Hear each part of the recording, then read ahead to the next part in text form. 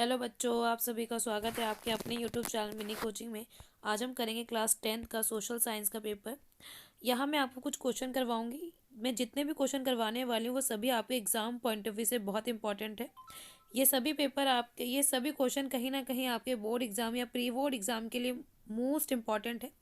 अगर अभी तक आपने हमारे चैनल को सब्सक्राइब नहीं किया तो सब्सक्राइब करें, बेल आइकन को प्रेस करें ताकि आगे आने वाली वीडियोस का नोटिफिकेशन आपको मिल सके। चलिए बच्चों, शुरू करते हैं।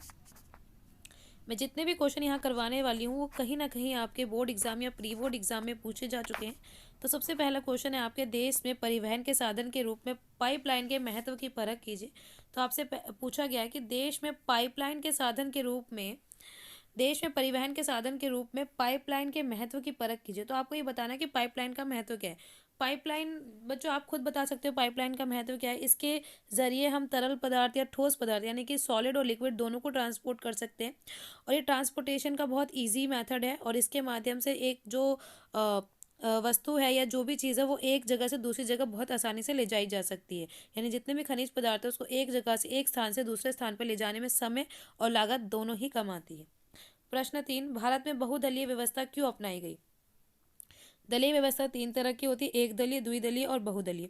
एक दलीय व्यवस्था वो होती है जहां पर सिर्फ एक ही दल होता है, आप वोट दें या ना दें सरकार तो उसी की बनेगी, जैसे कि चीन में। द्विदलीय व्यवस्था वो होती है जहां पर दो दलें होती है, जहां पर सिर्फ दो ही पार्टी होती है। तो इसमें चांसेस होते हैं कि या तो ये पार्टी बनेगी या फिर वो पार्टी बनेगी। बहुदलीय व्यवस्था वो होती है जहां पर दो या दो से अधिक पार्टियां होती है, उसको बोलते हैं बहुदलीय व्यवस्था। बहुदलीय व्यवस्था जो होती है वहां पर लोकतंत्र की पूर्ण रूप से स्थापना होती है। यहाँ पर जनता के पास विकल्प होता है और वो अपनी मर्जी की सरकार को चुन सकती है, उसका चयन कर सकती है। अब नेक्स्ट क्वेश्चन है, मांग जमा किस प्रकार मुद्रा का महत्वपूर्ण लक्षण है। मांग जमा होती है उसको बच्चों हम बोलते हैं डिमांड डिपॉजिट।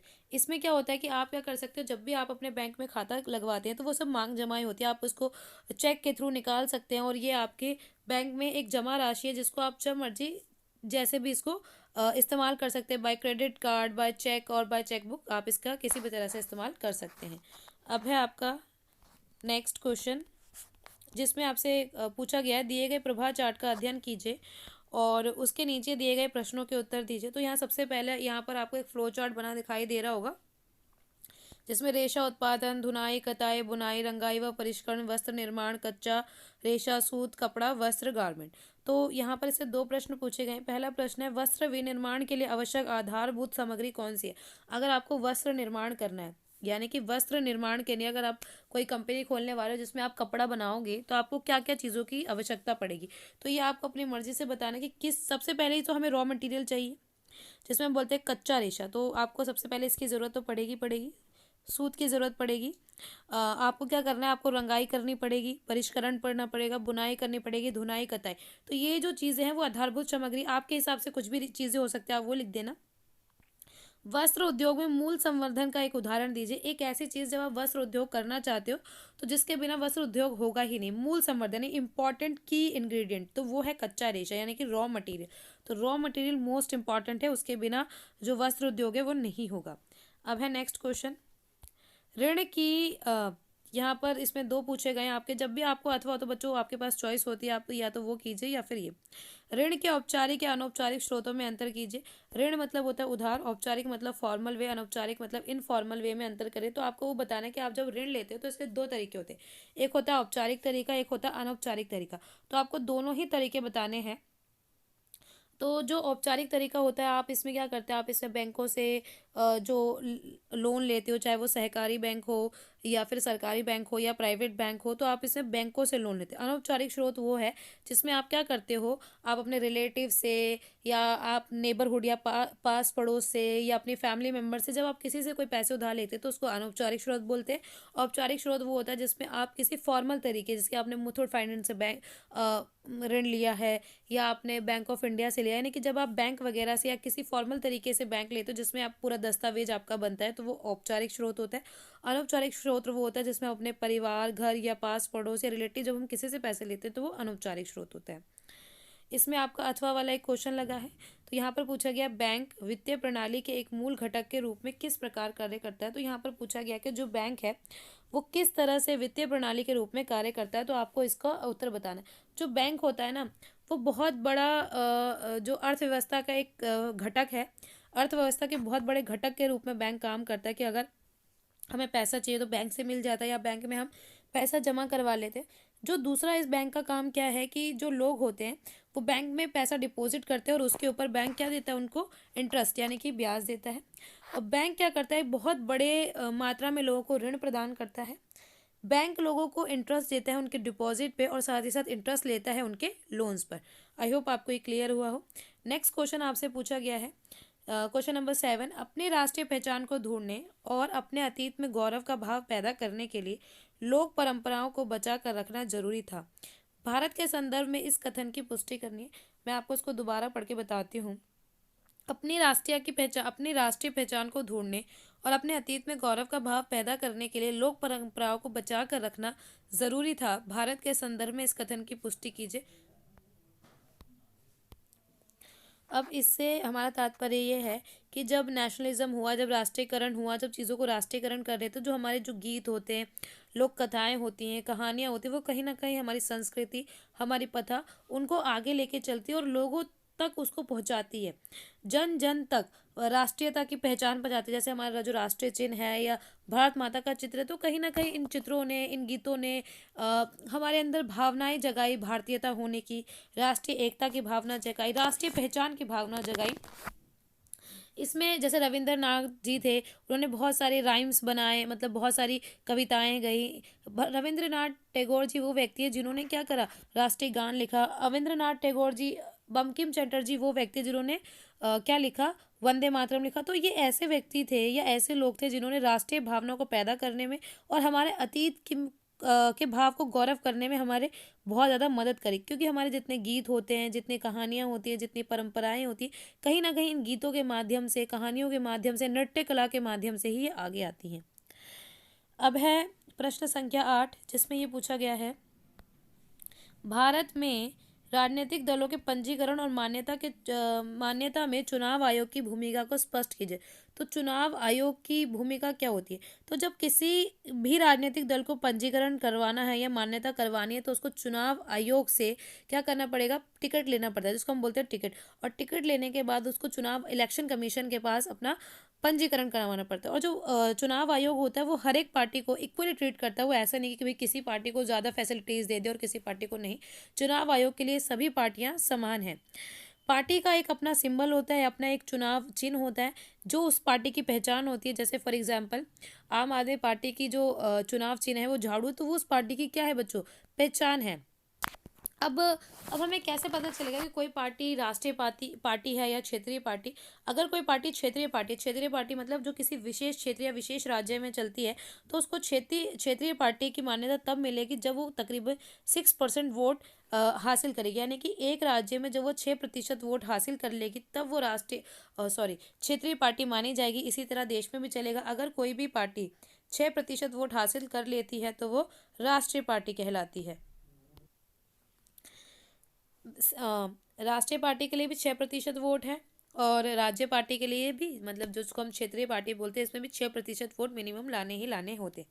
अगर वो ऐसा नहीं कर पाती तो वो निर्दलीय पार्टी कहलाती है। कौन सी पार्टी कहलाती है बच्चों? निर्दलीय पार्टी।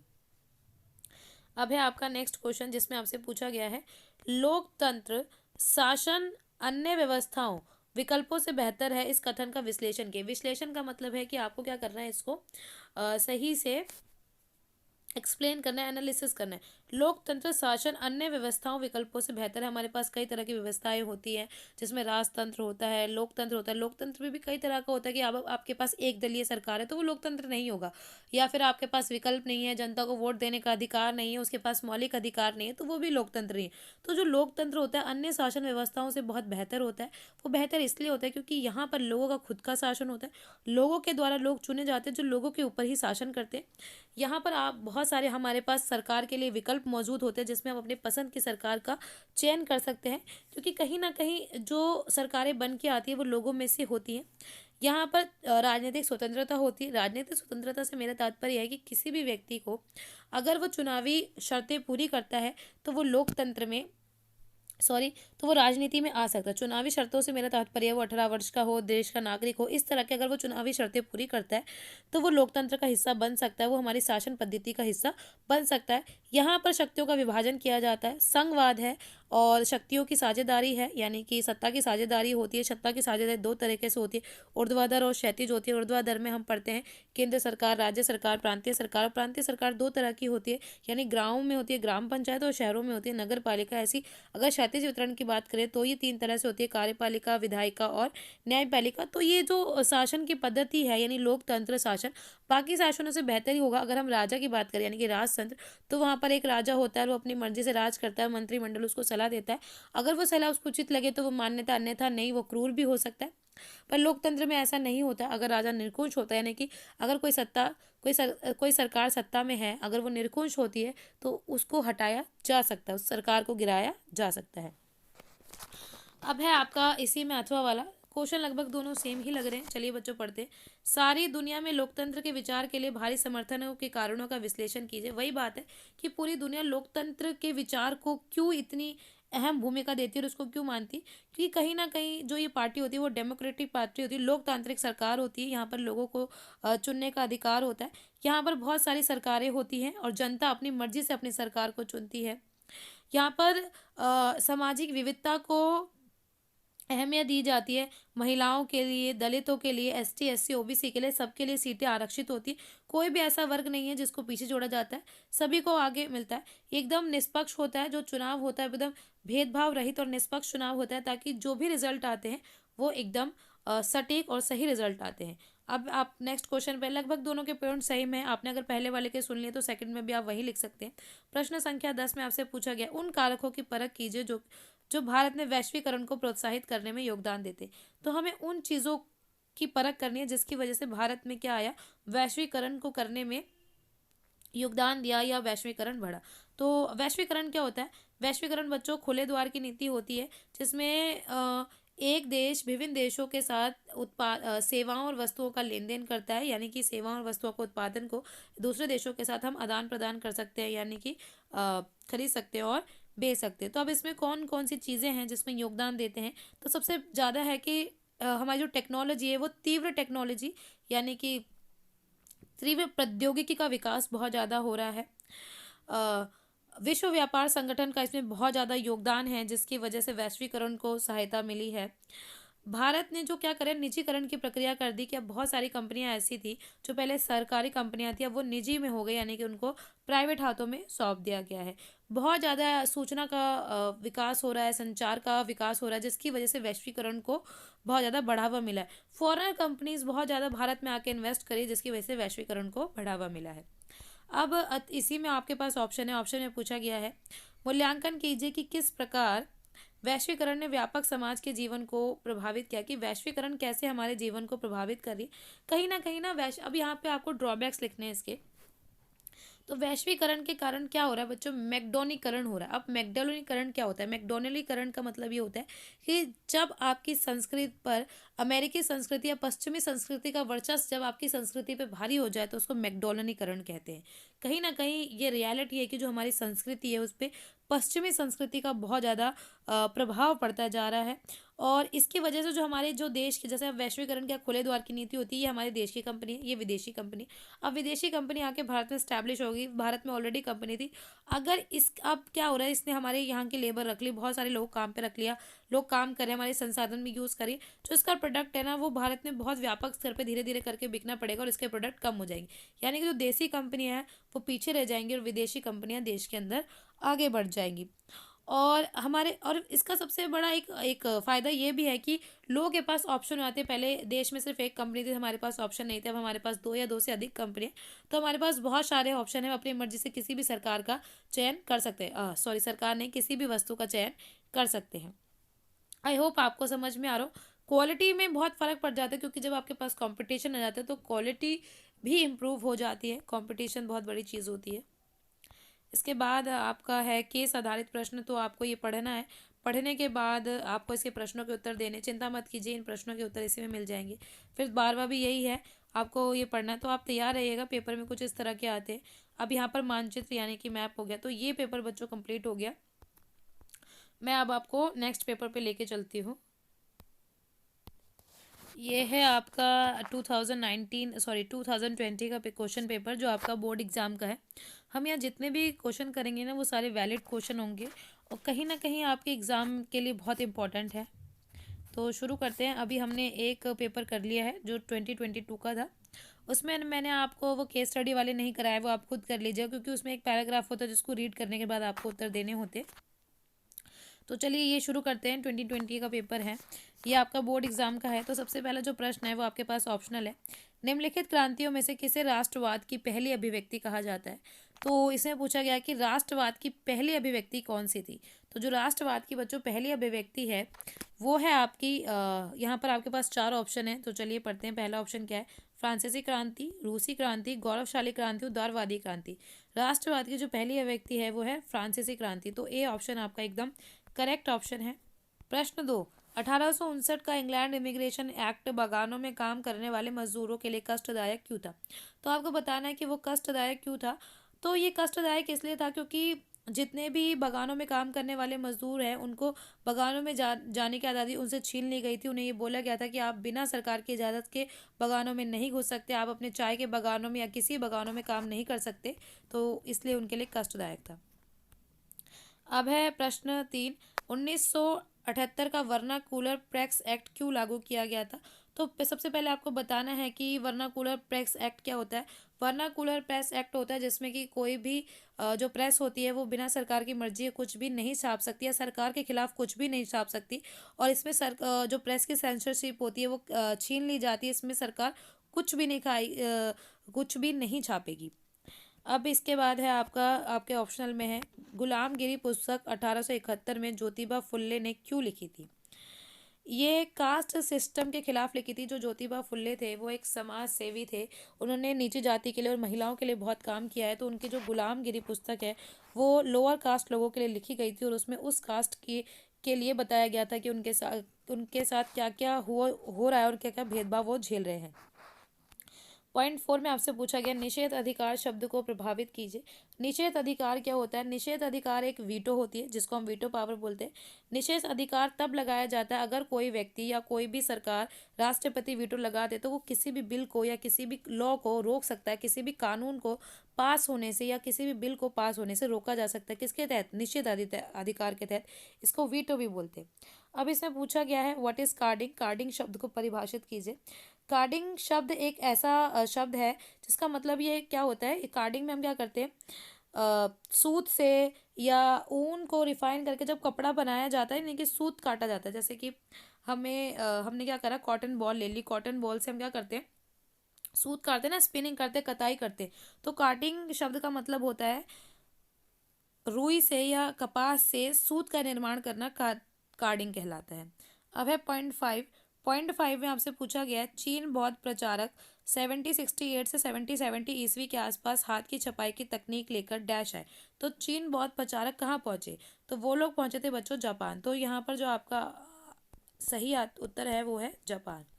अब यहाँ पर अथवा पूछा गया है गुटेनबर्ग ने 1448 तक अपना अपना छापाने का यंत्र मुकम्मल कर लिया। उसने जो पहली किताब छापी वह थी बाइबल। क्या था बच्चों उसका नाम? उसका नाम था बाइबल। अब आपसे दूसरा प्रश्न पूछा गया है भारत में पांडुलिपियों को पढ़ना आसान क्यों नहीं था? निम्नलिखित में से सही विकल्प चुनिए। तो जो पांडुलिपियां था उसको पढ़ना आसान क्यों नहीं था? क्योंकि पांडुलिपियां बहुत सस्ती थी? नहीं। पांडुलिपियां का व्यापक उपयोग था? नहीं। पांडुलिपियां अंग्रेजी और हिंदी में लिखी थी? नहीं, क्योंकि पांडुलिपियां बहुत नाजुक थी। वो बहुत पहले लिखी जा चुकी थी, जो कि पात्रों पे, यानी कि वो जो बड़े बड़े ताम्र पात्र नहीं होते, यानी ताम्र बेटा एक पत्ते का नाम है, उस पत्तों पे लिखी जाती थी। पांडुलिपियां अंग्रेजी और हिंदी में लिखी गई थी? नहीं। पांडुलिपियां नाजुक होती थी? हाँ, क्योंकि उस वक्त जो पांडुलिपियां थी वो किस में लिखी गई थी बच्चों? वो ताम्र पात्रों पे लिखी गई थी, यानी कागजों पे लिखी गई थी। फिर उस पर मोटे मोटे गत्ते करके उस पर जिल्द चढ़ा दी गई थी। और कहीं ना कहीं वो बहुत पुरानी थी तो वो खराब हो चुकी थी, वो नाजुक थी, इसलिए उनको पढ़ना आसान नहीं था। अब आपका नेक्स्ट क्वेश्चन, चेपमैन किनको कहा जाता है? चेपमैन पुस्तक बेचने वालों को, कागज बेचने वाले को, छाप खाने में काम करने वाले को, पेनी चेप बुक्स बेचने वाले को। तो चेपमैन किसको कहा जाता है? चेपमैन उसको कहा जाता है जो पेनी चेप बुक्स बेचते हैं, उनको क्या कहा जाता है? चेपमैन। तो आपको जो डी ऑप्शन होगा एकदम राइट ऑप्शन होगा। अब आ जाइए यहाँ पर प्रश्न संख्या 8। तो यहाँ पर आपको बताना है रिक्त स्थानों की पूर्ति करनी है, यहाँ पर संसाधनों के प्रकार है और उदाहरण है। तो आपको बताना है जैव और अजैव किस प्रकार के संसाधन होते हैं, नवीकरणीय योग्य और अनवीकरणीय योग्य किस प्रकार के संसाधन होते हैं। तो जो पहला वाला है वो होता है उत्पत्ति के आधार पर संसाधन। कौन से तरह के संसाधन होते हैं, उत्पत्ति के आधार पर संसाधन दो तरह के होते हैं, जैव संसाधन और अजैव संसाधन। तो आप ए में लिखोगे उत्पत्ति के आधार पर संसाधन, यानी कि on the basis of origin. और आपको बी में बताना है नवीकरणीय योग्य व अनवीकरणीय योग्य संसाधन। तो ये होते हैं समाप्यता के आधार पर संसाधन। समाप्यता के आधार पर मतलब एक होते नवीकरणीय और एक होते अनवीकरणीय। तो यहाँ पर आएगा उत्पत्ति के आधार पर, यहाँ आएगा समाप्यता के आधार पर। आई होप आपको समझ आ रहा हो। अब आपका नेक्स्ट क्वेश्चन है जिसमें आपसे ये पूछा गया है, भारत का सबसे प्राचीनतम कृत्रिम समुद्री पतन कौन सा है। भारत का सबसे प्राचीनतम कृत्रिम, कृत्रिम मतलब आर्टिफिशियल, समुद्री पतन कौन सा है। तो जो सबसे आर्टिफिशियल और मतलब सबसे पुराना जो कृत्रिम समुद्री पतन है वो कहाँ पर है, वो है चेन्नई में। कहाँ पर है बच्चों, वो चेन्नई में। तो आप उसको बताओगे चेन्नई, ठीक है। अब इसी का आपका ऑप्शनल है, भारत का सबसे गहरा स्थल से घिरा हुआ सुरक्षित समुद्री पतन कौन सा है। तो ये कहाँ पर है बच्चों, ये है विशाखापट्टनम में। कहाँ पर है ये, विशाखापट्टनम में। ध्यान से सुनिए, ये है विशाखापट्टनम में। अब है नेक्स्ट क्वेश्चन जिसमें आपसे पूछा गया है, कलपक्कम आणविक ऊर्जा संयंत्र निम्न में से किस राज्य में स्थित है। कलपक्कम आणविक ऊर्जा संयंत्र निम्नलिखित में से किस राज्य में स्थित है। गुजरात, ओडिशा, केरल, तमिलनाडु। आपको सही ऑप्शन चुनना है, तो आपका जो सही ऑप्शन होगा वो होगा तमिलनाडु। कलपक्कम आणविक ऊर्जा संयंत्र, इसको इंग्लिश में कहते हैं न्यूक्लियर प्लांट लोकेटेड। तो न्यूक्लियर प्लांट बच्चों ये सब तमिलनाडु, बेंगलोर कुछ इस जगह पर स्थित होते हैं। तो आपका जो सही ऑप्शन इसमें यहाँ तमिलनाडु है। अब है आपको मैच करना है कॉलम ए और बी में सही विकल्प का चयन कीजिए। चंद्रपुर तापीय ऊर्जा संयंत्र कहाँ पर है। मयूरभंज लौह अयस्क की खान कहाँ पर है। कल्लोल तेल क्षेत्र कहाँ पर है। बॉक्साइट खदान कहाँ पर है। तो आपको इसको सही मैच करना है। तो जो बिल्कुल सही मैच है उसका चयन करना है, यानी कि यहाँ पर आपको इसके लिए मैच ये दे रखा है, इसके लिए मैच ये दे रखा है, इसके लिए ये और इसके लिए। तो यहाँ पर बिल्कुल सही मैच कौन सा है, तो चंद्रपुर तापीय ऊर्जा संयंत्र उड़ीसा में नहीं है। मयूरभंज लोहा अयस्क की खान ये नहीं है। तो आपका सही ऑप्शन है कल्लोल तेल क्षेत्र गुजरात में। C option is the correct option. बाकी के आंसर आप अपनी बुक पढ़ के उसको चेक कर सकते हैं कौन सा सही है कौन सा गलत है। रिक्त स्थानों की पूर्ति कीजिए। तो यहाँ पर आपको क्या करना है, इस ब्लैंक को फिल करना है। डैश उद्योग का उपयोग हवाई जहाज बनाने में, बर्तन तथा तार बनाने में किया जाता है। ऐसा कौन सा उद्योग है, यानी कि ऐसा कौन सा उद्योग है जिसका प्रयोग आप क्या कर सकते हो, हवाई जहाज बनाने में, बर्तन या तार बनाने में किया जा सकता है। तो वो है बच्चों आपका एल्युमिनियम। किसका उद्योग, एल्युमिनियम का उद्योग। एल्युमिनियम उद्योग का उपयोग हवाई जहाज बनाने में, बर्तन और तार बनाने में किया जाता है। एल्युमिनियम, मैं दोबारा बोल रही हूँ बच्चों, एल्युमिनियम का जो हम उपयोग है हम उसको तार बनाने में, बर्तन बनाने में और हवाई जहाज बनाने में कर सकते हैं। ये हो गया। अब इधर आ जाते, श्रीलंका में जातीय समूह में निम्नलिखित में से कौन से थे। तो श्रीलंका में जो जातीय समूह में विवाद हुआ था वो ईसाई व तमिल थे, नहीं। बौद्ध व हिंदू थे, नहीं। सिंगली व तमिल थे, हो सकता है। सिंगली व ईसाई तो बिल्कुल नहीं थे। तो जो आपका सही ऑप्शन है वो थे सिंगली व तमिल। तो सिंगली व तमिल में वहाँ पर विवाद हुआ था। अब है आपका प्रश्न संख्या 14, बेल्जियम में क्षेत्रीय अंतर एवं सांस्कृतिक विविधता की समस्या के समाधान हेतु उठाए गए किसी एक कदम का उल्लेख कीजिए। तो बच्चों वहाँ पर बेल्जियम में ना क्षेत्रीय अंतर व संस्कृति विविधता की समस्या को समाधान करने के लिए बहुत अच्छा तरीका उठाया गया था। उसमें उन्होंने क्या किया कि जहाँ पर जिस भाषी के लोग ज़्यादा रहते हैं वहाँ पर उस भाषा की सरकार बना दी गई, क्योंकि वहाँ पर दो भाषा के लोग रहते थे, डच और फ्रेंच। सोचो अगर डच भाषा के लोग किसी क्षेत्र में ज़्यादा रहते तो वहाँ पर डच भाषा के लोगों की सरकार बनेगी। किसी क्षेत्र में फ्रेंच भाषा के लोग ज़्यादा रहते तो उधर फ्रेंच भाषा की सरकार बनेगी। इससे क्या हुआ, सांस्कृतिक विविधता की समस्या का समाधान किया गया। अब आपका नेक्स्ट क्वेश्चन जिसमें आपसे पूछा गया है 15 वाला, आधुनिक लोकतंत्र व्यवस्थाएं नियंत्रण और संतुलन बनाए रखती है। क्षैतिज सत्ता की साझेदारी के आधार पर विकल्प को चुनिए। तो जो क्षैतिज सत्ता की साझेदारी होती है इस तरह, ऊर्ध्वाधर इस तरह होती है और क्षैतिज इस तरह से होती है। तो आपको चुनना है कि कौन सी होती है। जब भी मैंने आपको इससे पहला पेपर करवाया था, नहीं इसी वीडियो में आगे आपको ध्यान दिया होगा, मैंने आपको बताया होगा ऊर्ध्वाधर ऐसे होता है और क्षैतिज ऐसे होता है। क्षैतिज में होती है कार्यपालिका, विधायिका, न्यायपालिका, जिसको हम बोलते हैं विधायिका, कार्यपालिका, न्यायपालिका। तो इसमें एक ही ऑप्शन है वो है बी। तो B option is the correct option. प्रश्न संख्या 16, महिलाओं को घरेलू उत्पीड़न से बचाने के लिए कोई एक तरीका सुझाए। तो महिलाओं को हम घरेलू उत्पीड़न से बचाने के लिए कौन सा तरीका अपना सकते हैं। जो महिलाएं होती है सबसे पहले कानूनी सुझाव ले सकती है, यानी कानूनी तरीके अपना सकती है, अपने मौलिक अधिकारों का उपयोग कर सकती है, या पॉलिटिकल खुद को राजनीतिक गतिविधियों में शामिल करके, या राजनीतिक गतिविधियों की जो महिलाएं होती है ऐसी महिलाओं के लिए कुछ कानून बना सकती है, उनके हक के लिए कोई काम कर सकती है। अब है इसका ऑप्शनल बी, भारत में विभिन्न समुदायों के बीच सांप्रदायिक सद्भाव बनाने का कोई एक तरीका सुझाइए कि आप किस तरह से जो धर्म के नाम पे जो दंगे होते हैं, जो लड़ाई झगड़ा होता है, उसको कैसे कम करेंगे। तो सबसे पहला काम ये करेंगे, हम देश के लोगों के बीच राष्ट्रीय एकता की भावना को विकसित करेंगे।